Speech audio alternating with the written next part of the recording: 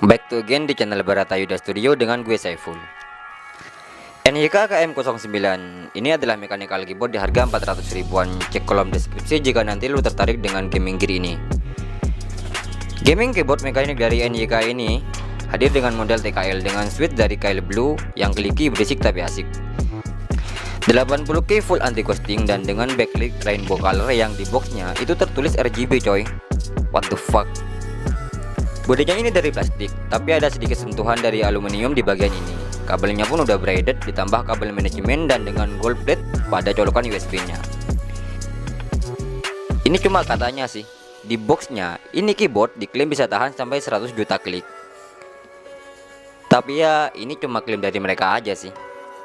Keyboard ini tidak ada software buat ngatur warna backlightnya, tapi kita bisa atur lewat key function dan tombol yang ada di sini. Dan sudah disertakan petunjuk pada buku manualnya.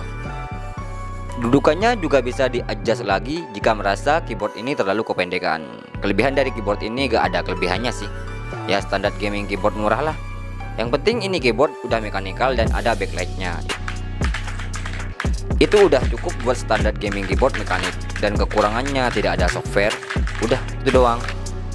Thanks udah nonton review singkat ini. Jangan lupa subscribe buat nonton video-video kayak gini ke depannya. Sampai jumpa lagi di video selanjutnya dan bye bye.